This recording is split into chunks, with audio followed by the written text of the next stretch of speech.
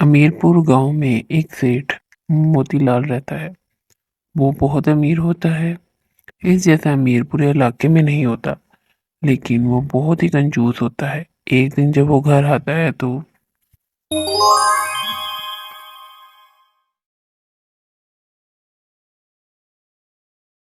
गंगा, ये तुम क्या कर रही हो? अरे कुछ नहीं, मैं तो बस आपके लिए ताज़ा खाना बना रही हूँ। सुबह वाला खाना राम और उसकी बीवी को दे आई थी, इसलिए अब आपके लिए खाना बना रही हूँ। क्या तुम फिर से खाना बना रही हो? तुम्हें पता नहीं है आजकल कितनी महंगाई हो गई है। सुबह वाला खाना तुमने राम और उसकी बीवी को क्यों दिया? हमने कौन सी धर्मशाला खोल रखी है जो तुम खाना तकसीम करती फिर रही हो? तुम्हें पता नहीं है पैसे किस तरह कमाए जाते हैं? ये आप कैसी बातें कर रहे हैं? खाना ही तो दिया है। वो हमारे घर में काम करते हैं तो खाना दे दिया तो क्या हुआ? हमारे पास इतने ज्यादा पैसे हैं, फिर भी हम कंजूसी क्यों कर रहे हैं? ऐसे गरीबों को देने से रिज़्क में बरकत होती है। आप क्यों इतना गुस्सा हो रहे हैं? मोतीलाल अपनी बीवी से झगड़ा करके बाहर चला जाता है। तभी एक आदमी उसके पास आता है।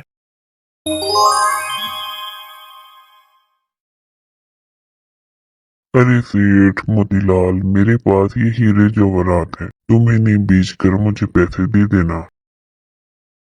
ठीक है, तुम ये मुझे दे दो और कल मैं तुम्हें बेच कर पैसे दे दूंगा। अच्छा चलो खाना खाते हैं। मोतीलाल और वो आदमी जो उसके पास आया होता है उसे साथ लेकर खाना खाने चले जाते हैं और हीरे जवाहरात का थैला अपने नौकर राम के पास रख जाते हैं। उसे कहते हैं कि इसका ख्याल रखना।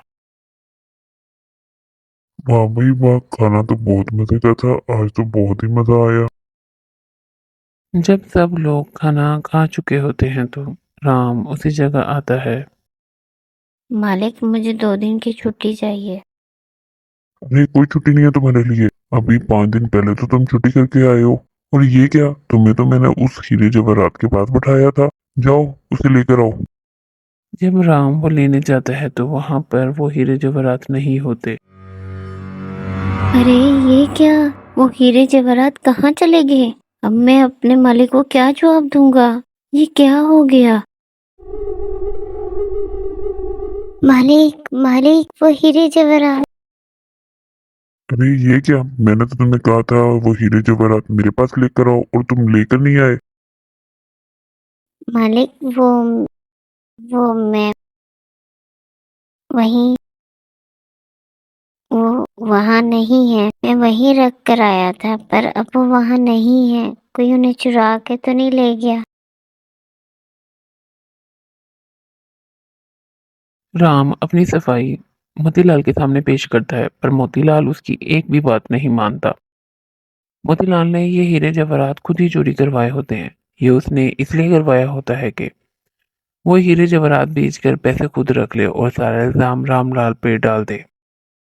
अरे सेठ मोतीलाल, अब क्या करें? वो तो तुम्हारे नौकर ने चुरा लिया। अब मेरा पैसा कौन देगा? अरे मैं क्या करूं, तुम्हारे सामने तो हम दोनों खाना खाने गए थे। इसमें अब भला मेरा क्या कसूर? तुमने ही तो कहा था कि ये इसके पास रख देते हैं। राम, तुम्हारे पास सिर्फ आज शाम तक का टाइम है। मुझे मेरे हीरे जवाहरात वापस दे दो, नहीं तो मैं तुम्हें खत्म कर दूंगा। जो भी करो, जैसे भी करो, मुझे मेरे हीरे जवाहरात आज शाम तक वापस चाहिए। राम वहां से चला जाता है और अपने घर जाकर बैठ जाता है। अब मैं क्या करूं? मेरे पास तो इतने पैसे भी नहीं है कि मैं कीमत अदा कर सकूं। अगर वो जवाहरात नहीं मिले तो वो मुझे मार देंगे। जब राम वो गहरी सोच में गुम होता है तो एक परी उसके पास आती है। वो उसे बता देती है कि वो हीरे जवाहरात मोतीलाल ने ही चुराए हैं और वो इस वक्त मोतीलाल की अलमारी में है।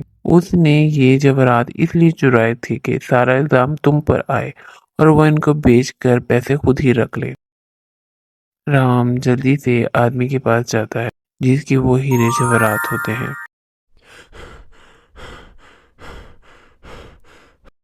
मालिक मालिक, आपके हीरे जवाहरात मोतीलाल ने ही चुराए हैं।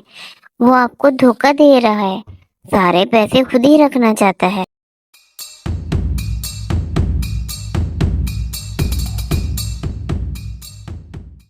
वो राम की बातों पर यकीन नहीं करता, पर राम के बार बार कहने पर वो राम के साथ चला जाता है। और नौकर, अगर तुम्हारी बात झूठी हुई तो मैं तुम्हें उसी वक्त मार दूंगा, और अगर मोतीलाल ने ऐसा किया तो फिर उसे भी सजा मिलेगी।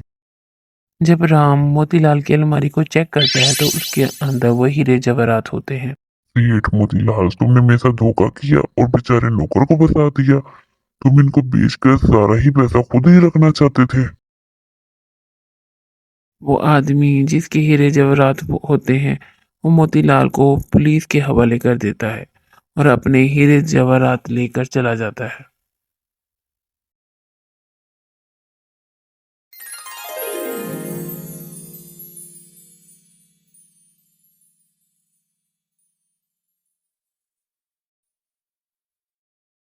चलो उठ भी जाओ, आज काम पर नहीं जाना।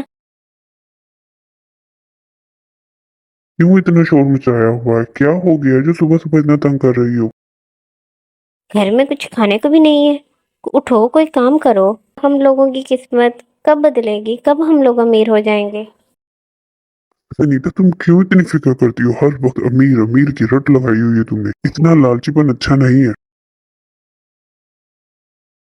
प्रताप अपना कुल्हाड़ा लेकर जंगल की तरफ लकड़ियां काटने चला जाता है। उनको बेचकर अपना खर्चा पूरा करे। वो जंगल में चला जाता है पर कहीं पर भी कोई सूखी लकड़ी नहीं मिलती। वो चलता चलता जंगल में दूर तक चला जाता है। आज तो कहीं पे भी कोई लकड़ी नहीं मिल रही। मैं क्या करूं? आज बहुत थक गया हूँ। वो क्या है? चलो देखता हूँ। ये तो कोई जादुई दरख्त है। प्रताप को जंगल के अंदर एक ऐसा दरख्त मिलता है जिससे रोशनी निकल रही होती है। जब प्रताप उसके पास जाता है तो इस दरख्त से किस तरह की रोशनी आ रही है? ये क्या चीज है जो इसे बाहर गिर रही है? ये तो एक मोती है। ये कितना सुंदर है और कितना चमक रहा है। ऐसा लग रहा है जैसे कोई जादुई मोती हो। प्रताप उस चमकते मोती को लेकर घर की तरफ जा रहा होता है कि रास्ते में उसे बहुत प्यास लगती है। मुझे बहुत प्यास है। काश यहाँ पर पानी होता तो मैं जी भर के पानी पी के अपनी प्यास बुझा लेता। प्रताप जैसे ही पानी की ख्वाहिश करता है तो उसके पास एक बड़ा जग पानी का भर के आ जाता है। अरे, ये क्या? ये पानी का जग यहाँ पे कहाँ से आ गया? इसका मतलब ये एक जादुई मोती है जिससे जो चीज मांग ली जाए वो चीज आ जाती है। ये तो बहुत ही अच्छा हो गया। चलो घर जाके सनीता को दिखाता हूँ।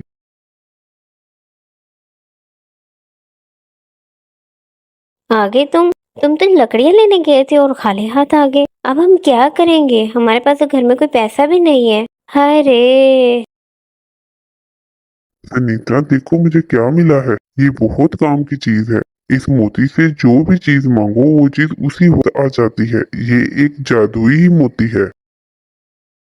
प्रताप, ये क्या बातें कर रहे हो? ऐसा भी भला होता है? चलो मान लेते हैं, अगर ऐसा है तो फिर सोने के जेवर ही मंगा के दिखाओ। जैसे ही सनीता सोने के गहने मांगती है उसी वक्त वहां पर आ जाते हैं। अरे प्रताप, ये क्या? ये तो बहुत ही काम की चीज है। अब हम अमीर हो जाएंगे। अब हमें कोई काम करने की जरूरत ही नहीं पड़ेगी। जो चीज चाहिए होगी ये वो मोती हमें ला देगा। प्रताप की बीवी बहुत लालची होती है। उसे हर वक्त अमीर होने की पड़ी रहती है। पर प्रताप बहुत अच्छा इंसान होता है। वो उसे देखकर यही कहता है कि इसका लालच हमें किसी दिन ले डूबेगा। चलो सुनीता, हम इस मोती को रख देते हैं। अगर किसी ने देख लिया तो बड़ी मुसीबत आ जाएगी। कहीं कोई इस मोती को चुरा ना ले। चलो मैं बाहर जा रहा हूँ, तुम इसका ख्याल रखना। जब प्रताप घर से बाहर जाता है तो सनीता का लालच बढ़ जाता है। वो उस मोती के पास जाती है। हे चमकदार मोती, हमारे घर के सारे बर्तनों को सोने का कर दो। ये क्या सुनीता उस मोती के पास क्या कर रही है? अगर गांव वालों में से किसी को पता चला तो हम क्या जवाब देंगे? हम तो गरीब हैं, और ये सोने के बर्तन कहाँ से आए हैं?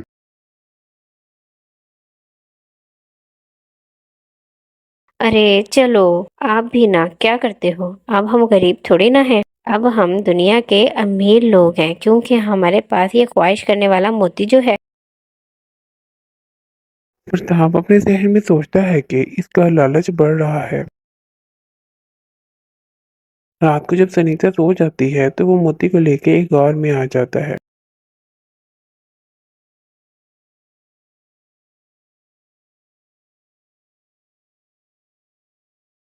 प्रताप की बीवी उसका पीछा करते वहां पहुंच जाती है।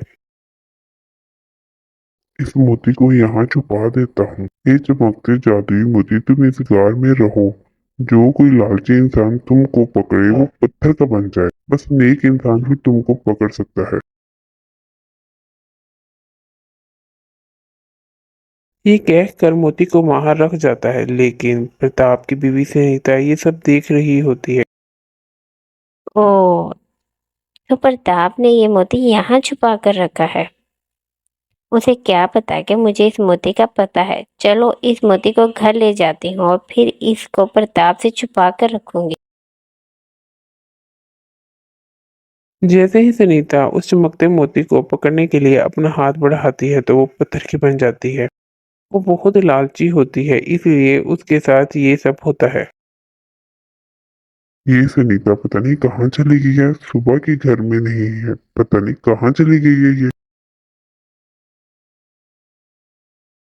वो उसे ढूंढते ढूंढते उसी गार के पास चला जाता है। उसके जहन में आता है कि चलो मैं उसी जादुई मोती से पता लगाता हूँ कि सनीता कहाँ पे है। जब वो उस गार के अंदर जाता है तो अरे सुनीता, ये क्या हुआ? जिस बात का डर है वही हो गया। तुम तो पत्थर की बन गई हो। मुझे लगता है इसने इस मोती को पकड़ने की कोशिश की होगी।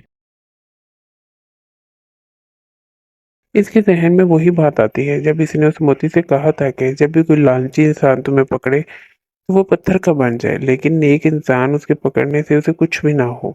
सुनीता, मैंने तुम्हें कहा था ना कि तुम्हारा लालच एक दिन तुम्हें मरवाएगा।